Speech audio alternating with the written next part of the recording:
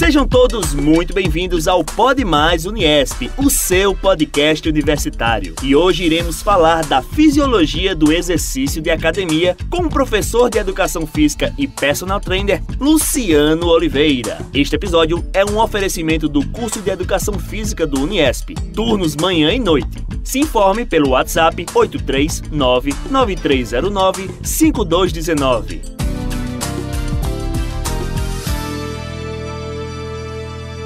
Professor, seja muito bem-vindo. Tudo bem com o senhor? Tudo bem, Yoda. Primeiramente agradecer pelo convite, ter essa honra de participar desse podcast e quem sabe a gente possa ajudar pessoas aí a entrar nesse mundo fitness e cuidar de sua saúde. Tá até na moda se publicar muito, falar o verdadeiro exercício tá pago e tal, mas eu queria entender o que é que faz eu repetir, tô puxando um ferro cada vez mais pesado e tudo mais, isso tá deixando meu músculo mais forte, isso tá me deixando mais forte, tá me dando mais capacidade de puxar. Como funciona esse up que a gente dá na nossa musculatura através do exercício? Excelente sua pergunta, Yoda, porque hoje a gente ainda vê no mundo da academia, né, muitos slogans, muitas tags de esmaga que cresce, no pain, no gain, né? E a ciência vem mostrando pra gente que existem várias maneiras pra gente ganhar essa massa muscular. Quando eu tô praticando a musculação, eu ativo no cérebro algo que é comum a qualquer outra atividade também que eu estimulá-lo, que é o de se adaptar ao novo estímulo. Quando eu tô ali na musculação, puxando ferro, vamos dizer assim, né, levantando os pesos, executando os movimentos, eu tenho duas respostas básicas ali do sistema muscular, do tecido muscular. Essas execuções, elas vão causar o que a gente chama de microlesões. Essas microlesões, elas geram um processo inflamatório, claro que leve, às vezes até gera aquela dor pós-exercício, né? Conheço bem essa dor. Exato. Esse processo inflamatório faz com que o tecido muscular se adapte e estruturalmente ele gere hipertrofia. Uma outra resposta é uma resposta que a gente costuma chamar de uma resposta mais metabólica, vamos dizer assim. Eu estou gastando energia naquele exercício, é uma energia que a gente chama de um sistema anaeróbico, ou seja, a presença do oxigênio ali ela não é importante para o gasto energético, para a produção de energia. Isso vai gerar uma necessidade do tecido muscular, da célula muscular, de responder a esse estímulo. Então, o sistema nervoso central, no processo inflamatório, ele vai gerar uma hipertrofia estrutural e vai gerar uma hipertrofia que a gente chama de metabólica, onde ele vai colocar mais coisas dentro daquela célula, mais glicogênio muscular, para a glicose estar disponível na hora da contração muscular. Vai colocar mais creatina fosfato. Você que gosta de treinar já deve ter ouvido falar do suplemento creatina. A creatina, ela vai juntar ali com o fósforo, vai fazer uma creatina fosfato para poder fornecer esse fósforo ali quando o ATP, que são 3 fósforos, adenosina trifosfato, quebra ali em 2, essa quebra de adenosina fosfato mais fosfato inorgânico vai liberar energia. Só que quebrou, né? Não tem mais o ATP. A creatina, ela libera esse fósforo que ela guarda com ela. Essa energia dessa liberação produz a junção novamente desse fósforo com o ADP, voltando a ser ATP e produzindo energia. Então, o que o cérebro, o sistema nervoso central, junto com o sistema endócrino, junto com os outros sistemas, fazem é preparar o músculo para o próximo treino, aumentando a célula muscular, estruturalmente falando, e metabolicamente falando, colocando mais produtos que possam gerar mais energia, como a creatina fosfato, glicogênio muscular, o próprio cálcio, vai aumentar a concentração de ATP. Então, se eu tenho um espaço que tem algo dentro, um saco, vamos dizer assim, que tem algo dentro, se eu colocar mais coisas ali dentro, esse saco vai se tornar mais cheio, vai se expandir. Então, essa é o que a gente chama de hipertrofia metabólica. Se eu tenho essa estrutura que a gente está aqui gravando o podcast, eu começo a colocar aqui mais paredes, mais colunas, eu vou estar melhorando a sua estrutura física. É uma analogia do que seria da hipertrofia estrutural. Como se a gente estivesse mandando mensagem dizendo, cérebro, aqui eu tô puxando um ferro com o braço, esse braço precisa de mais força. Exato. O cérebro vai entendendo isso e vai mandando mais substâncias para deixar tonificado o músculo e capacitar ele para fazer mais exercícios. Perfeito, que é o que a gente chama no treinamento de supercompensação. Na hora do treino, eu não ganho nada. Na hora do treino, eu só destruo. Então, na hora do repouso, é que eu passo pelo processo anabólico, o processo de construção, de reconstrução. E nesse processo, aí a gente tem a resposta de todos os sistemas juntos, né? Uma resposta do nosso organismo, de maneira geral, que vai dar uma estrutura melhor para esse músculo e mais substrato energético para ele. Eu sei que tem sempre aquela pessoa que diz, mas rapaz, eu malho e nunca dá certo, eu malho e não saio do canto. Minha pergunta agora é o seguinte, todo tipo de exercício, todo tipo de treino, de prática, funciona da mesma forma para todo mundo? Boa pergunta, Yoda, porque nós temos um princípio chamado individualidade biológica. Vai muito da genética de cada um, a carga genética que cada um carrega, vai ser mais propício para um tipo de exercício ou para outro. Por exemplo, se eu pego um atleta de maratona, principalmente de alto nível, que ele tem toda uma carga genética, junto com o treino, claro, e resolvo que esse maratonista não será mais maratonista. Ele vai ser um bodybuilder, ele vai pousar lá no palco, bodybuilder classic, né, que tem volume, definição. Um Arnold Schwarzenegger da vida. Dificilmente eu vou conseguir fazê-lo chegar a esse nível. Claro que eu vou conseguir hipertrofia, ele vai aumentar a massa muscular dele devido ao sistema de treinamento, alimentação, mas ele vai ter uma carga genética que não vai permitir que ele chegue no topo, como a carga genética dele permitiu que ele chegasse no topo do que a gente chama de exercício aeróbico, de modalidades aeróbicas, de longa duração. Então a gente tem que ter essa mente aberta para um leque de possibilidades, para quando essa pessoa chega para treinar com a gente tentar entender como é que ela está respondendo melhor. E na maioria das vezes, Jordan, como não são atletas, propriamente dito, não tem um cunho competitivo, o que a gente busca é mesclar as atividades. Por quê? O exercício físico em si, ele vai gerar saúde para essa pessoa. Então, se eu não deixo a atividade monótona, se eu tenho vários leques de possibilidades de treinamento, ora eu treino musculação, ora eu treino o que a gente chama de treinamento funcional, ora eu treino uma corrida, ora eu posso fazer uma natação, ora eu posso fazer uma hidroginástica, tudo vai depender da disponibilidade de estrutura e de tempo dessa pessoa. Então, quando eu faço essa mescla, eu trabalho em várias frentes com ela. Sim. E aí eu consigo ter um resultado melhor. Quando é algo competitivo, aí eu tenho que ter realmente um certo cuidado de para onde eu estou caminhando com essa pessoa no treinamento, porque ela necessita de um resultado. Sim. Mas para o público geral, o ideal é que a gente mescle. Sim. Principalmente pela possibilidade. Hoje eu só consigo ir na praça fazer exercício que é oferecido pelo serviço público, né? Por exemplo, a Prefeitura de João Pessoa tem o serviço de exercício físico nas praças públicas, manhã cedo. Eu só tenho essa possibilidade de ir.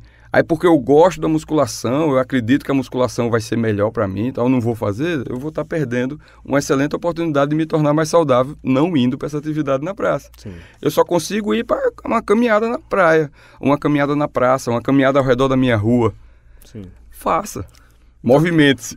Então, o ideal é que o educador físico ele se adapte ao objetivo de cada pessoa, né? Como você bem disse, é bom que o cidadão médio ele consiga ter capacidade de fazer de tudo um pouco, mas obviamente o competitivo ele se foca num canto para ele ser o melhor nesse canto. Exato. É mais ou menos assim, né? Exatamente, perfeito. Eu sempre ouvi que o coração é um músculo. Isso. E obviamente da mesma forma a gente não pode pegar o coração e botar um ferro e esticar ele e tal. Como é que a gente faz para exercitar o coração? Perfeito, Jordan. Por muito tempo se acreditou que o exercício aeróbico teria uma maior resposta, uma melhor resposta e única resposta para objetivos cardiovasculares. Só que o exercício de força, a musculação e outros exercícios também têm respostas cardiovasculares. Só que são respostas diferentes. O coração ele tem 4 cavidades, tá? 2 ventrículos e dois átrios. O ventrículo esquerdo é quando o coração bate no sentido de comprimir, fazer uma sístole, ele se espreme, ele joga o sangue para o corpo, é desse ventrículo esquerdo que sai esse sangue. O exercício de característica mais aeróbica, ele vai ter um aumento dessa cavidade, ou seja, a cada sístole, a cada batida do coração, esse ventrículo esquerdo vai jogar mais sangue para o corpo. O que é que isso gera? Uma necessidade de menor batimentos por minuto. Eu estou economizando a bomba, eu estou economizando a máquina. Então, a pessoa treinada, sua frequência cardíaca de repouso é mais baixa. Por quê? Porque a cada batimento cardíaco, ela envia mais sangue. Então, eu preciso ter menor frequência cardíaca para enviar a mesma quantidade de sangue por minuto do que um indivíduo sedentário, que cada sístole dele, cada batida do coração dele, vai enviar menos sangue. Para chegar ao débito cardíaco, que é aquela quantidade de sangue por minuto que circula no corpo, ele vai ter que ter mais frequência para poder mandar essa mesma quantidade de sangue. Então, quando eu treino, eu consigo ter uma frequência cardíaca de repouso melhor. Em compensação, o que é que a musculação, por exemplo, faz? Como a gente falou, como você mesmo falou agora no começo da pergunta, o coração é um músculo, é um miocárdio, um mio de músculo. O treino de força, ele vai aumentar, ele vai hipertrofiar de forma fisiológica esse músculo cardíaco. A cada batida, a cada sístole eu também consigo enviar mais sangue. Então, o indivíduo treinado na força também tem uma frequência cardíaca de menor número do que o indivíduo sedentário. Ele se iguala ao treinamento aeróbico? Não. O treinamento aeróbico ele vai ter uma resposta cardiovascular mais enfatizada.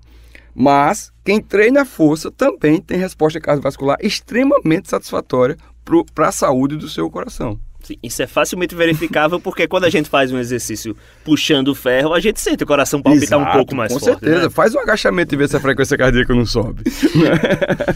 Pois é, mas quando a gente fala de emagrecimento, que às vezes é um dos grandes objetivos, como é que funciona o processo do emagrecimento? Porque às vezes a pessoa, por exemplo, faz muito exercício, mas da mesma forma come muito e acaba ficando naquele empate, digamos assim. Se eu quisesse emagrecer, como é que funcionaria e qual seria a melhor estratégia? Olha só, hoje a ciência nos mostra que exercício regular e alimentação regrada trazem emagrecimento. Ponto. Não tem segredo. Exercício e alimentação traz emagrecimento. Aí vem aquela briga, né? Ora, a musculação é melhor, o cross-trainer é melhor, o HIIT é melhor, a corrida é melhor. Toda essa crença, ela parte porque o ser humano, ele meio que é treinado primitivamente falando. A gente tem um cérebro, tem algumas teorias que chamam de cérebro trino, a gente tem um cérebro chamado, desses três, o cérebro mais primitivo, que é o cérebro reptiliano, tá? Ele quer que a gente economize energia, sobrevive e tchau. Então, eu preciso gastar menos energia, meu cérebro precisa gastar menos energia. Então, nós buscamos inconscientemente respostas simples, soluções simples. Então, eu quero uma solução. Essa aqui é a melhor, então eu não quero mais saber das outras. Isso gera muita discussão entre as modalidades. Mas as modalidades, de maneira geral, elas trazem benefício junto com a alimentação saudável. Ela vai trazer esse benefício do emagrecimento. O que é que ocorre hoje, Jordan, no emagrecimento? É a falta da continuidade. Sim. Então, a gente dispara um gatilho, eu consegui. Eu vou para a formatura do Uniesp, cerimônia de colação de grau linda lá no Pedra do Reino. Pô, cara, o terno que eu estou usando para ir para lá apertou. Eu vou emagrecer, tenho 3 meses. Vou dar uma emagrecida, o terno vai cair bem, e aí quando eu chego lá na formatura, o terno caiu bem, eu disparei o gatilho que eu consegui meu objetivo. O que é que eu faço? Eu volto para aquele estilo que eu vivia, que me fez ganhar esse peso. Então, hoje, para a gente ter uma ideia, os médicos que trabalham com cirurgia bariátrica, um dos temas que eles mais discutem, debatem hoje, é como tratar o paciente de segunda bariátrica. Ou seja, o indivíduo passou por uma intervenção drástica, que é a bariátrica, e está voltando, tendo um reganho de peso. Então, hoje o que a gente precisa é criar o hábito. É constância. Então, eu preciso ter o hábito. Por exemplo, você dirige, né, Jordan? Sim.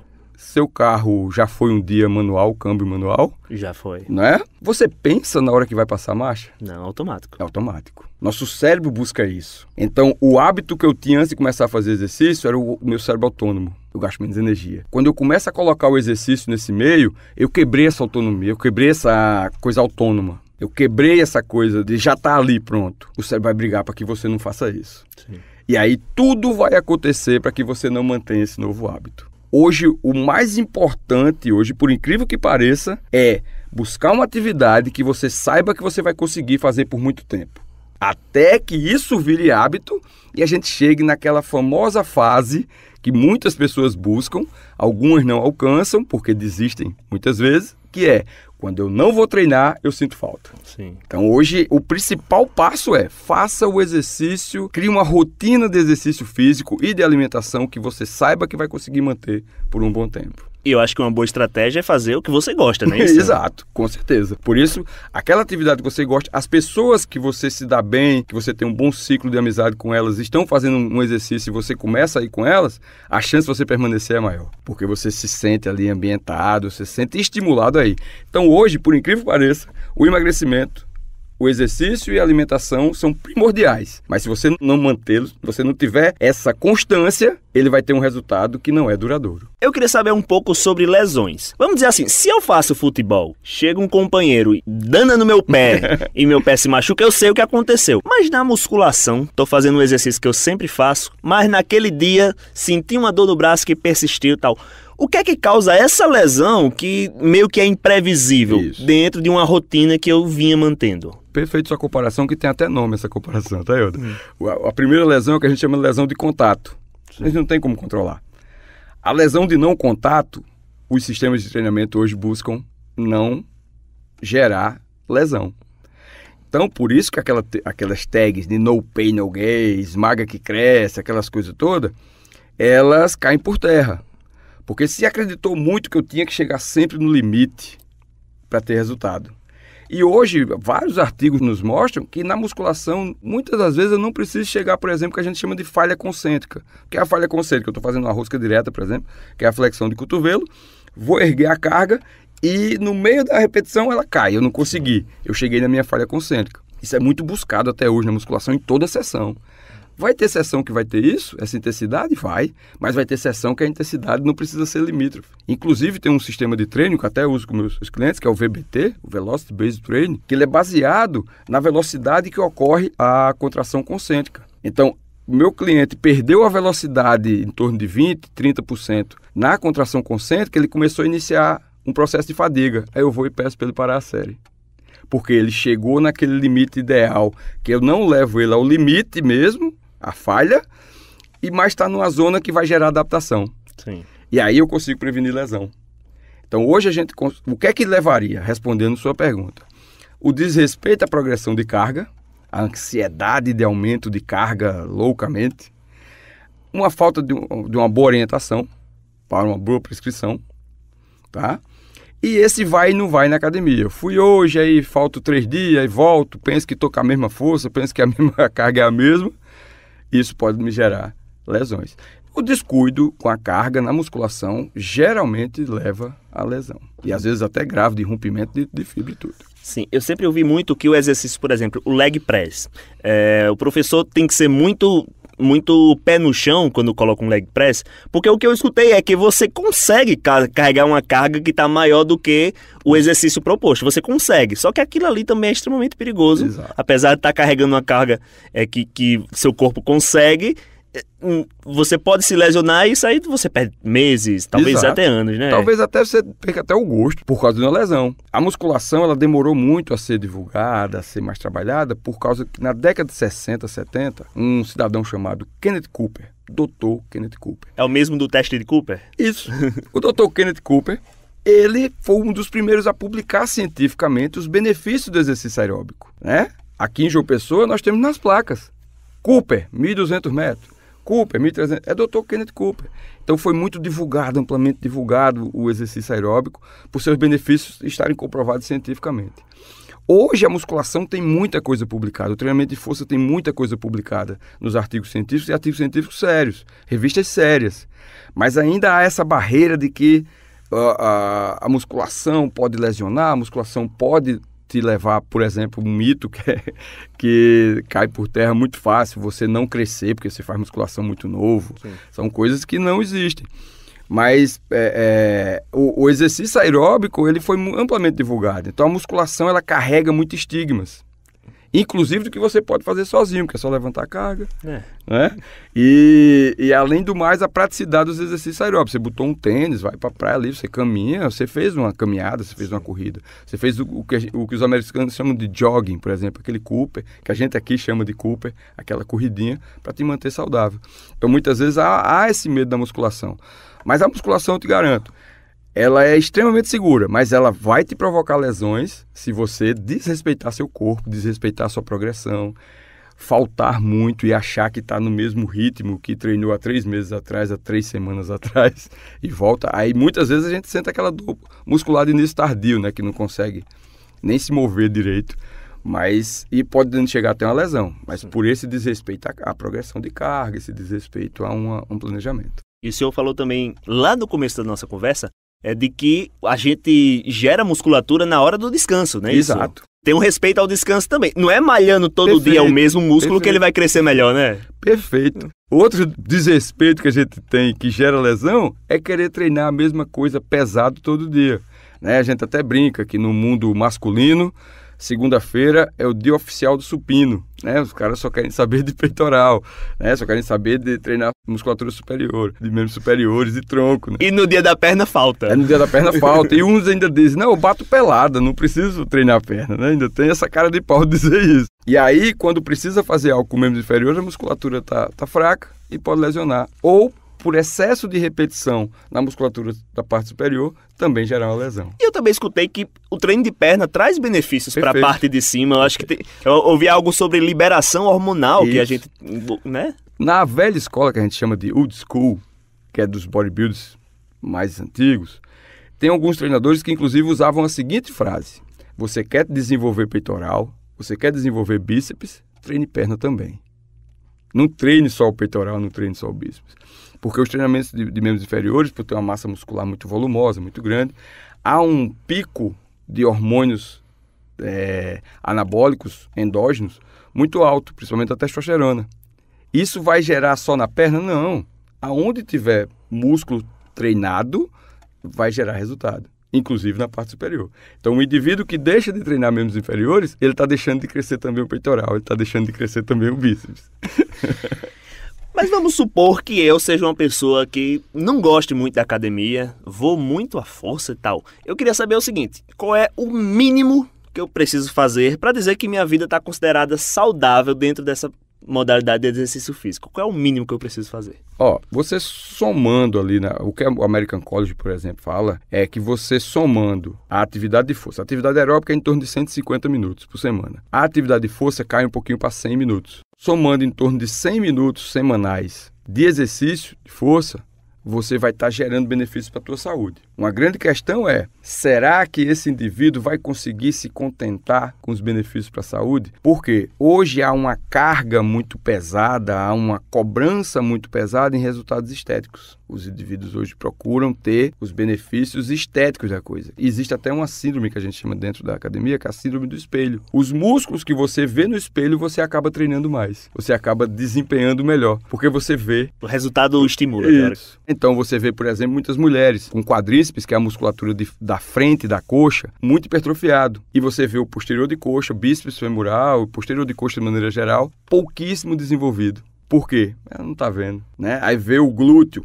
desenvolvido, porque ela fica de lado ali no espelho, ela vê o glúteo ali saindo e tal, vê a coxa, né, a parte da frente da coxa ali, para ela tá ótimo, então ela vai desempenhar muito bem em cima desses exercícios e acaba esquecendo aqueles que ela não vê. Mas para a saúde, se no treinamento de força eu faço um acúmulo em torno de 100 minutos, e se eu vou poucas vezes na academia, não há problema de fazer o sistema de treino que a gente chama de full body, né? O treino do corpo inteiro, tá? Então, a gente pode fazer essa pegada do corpo inteiro se você vai poucas vezes na academia e você está treinando principalmente para a questão de saúde, você se manter saudável, sair do comportamento sedentário. E agora, se eu quisesse ter uma vida fit, o que é que mais me atrapalharia? Qual é a queixa mais comum do eita, professor, eu era fit, eu estava tão bem e tal, mas só que aconteceu isso e tal. O que é que mais atrapalha? Muitas das vezes a gente não organiza o nosso tempo e nossa rotina para esse novo hábito. Então, eu entro na academia naquela empolgação, eu coloco como prioridade a academia. Às vezes está chovendo canivete, caiu a barreira ali da BR, bloqueou tudo, eu passo de bicicleta por cima dela e vou para academia. Eu tô, né? Primeira semana é uma maravilha. Né?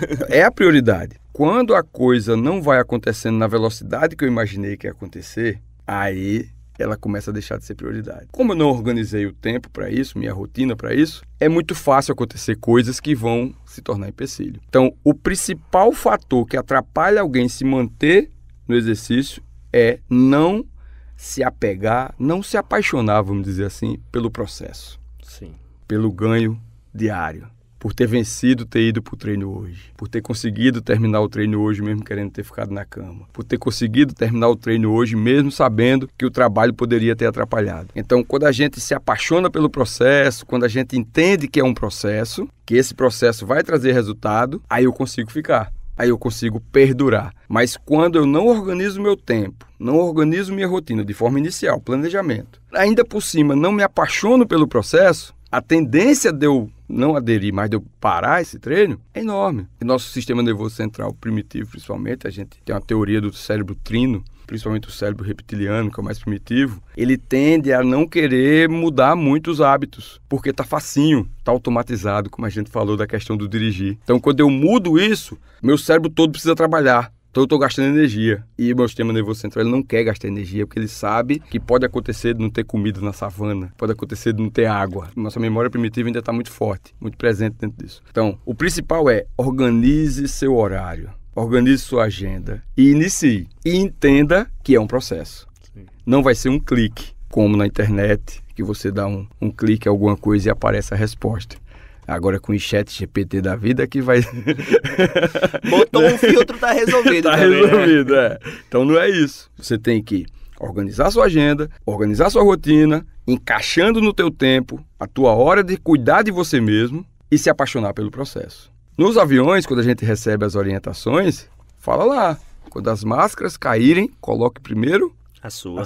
Se eu não cuido de mim, eu não vou conseguir cuidar de ninguém. Então, se eu não cuido de mim, eu não vou conseguir cuidar dos que eu amo. Então, não é egoísmo eu cuidar de mim primeiro. É eu me preparar para cuidar de quem eu amo. Então, tem que cuidar da gente mesmo. Professor Luciano, muito obrigado aqui pela sua conversa, muito esclarecedor. Eu que sou um cara que sempre gostei de me exercitar. Estou agora extremamente bem mais informado dos processos, tá? Eu gostei muito de ter conversado contigo. Queria deixar esse espaço aqui para você fazer sua despedida. Pô, eu gostei muito de ter recebido esse convite, sabe? Fico muito feliz de participar desse projeto da Uniesp. Nós do curso de Educação Física, a gente tenta trazer muito isso para os nossos discentes, que é a ciência junto à prática. Então, foi de uma alegria enorme estar aqui com você, estar aqui com todos que estão aqui nos bastidores. Espero ter ajudado, ter contribuído com a vida das pessoas que no futuro breve estarão ouvindo esse nosso episódio aqui. Muito obrigado. Com certeza, professor. E esse episódio foi um oferecimento do curso de Educação Física do Uniesp. Aqui nós temos tanto licenciatura quanto bacharelado, presencial e na modalidade EAD também, que você pode estudar quando quiser, onde quiser, no conforto da sua casa, com seu telefone, com seu computador, da forma que for melhor para você. São 4 anos de curso com condições especiais para graduados, transferidos e descontos de acordo com a sua nota do Enem. Agende uma visita e saiba mais pelo WhatsApp 839-9309-5219. E lembre-se de nos seguir nas redes sociais através do @SouMaisUniesp. A gente vai ficando por aqui, um forte abraço a todos e até a próxima.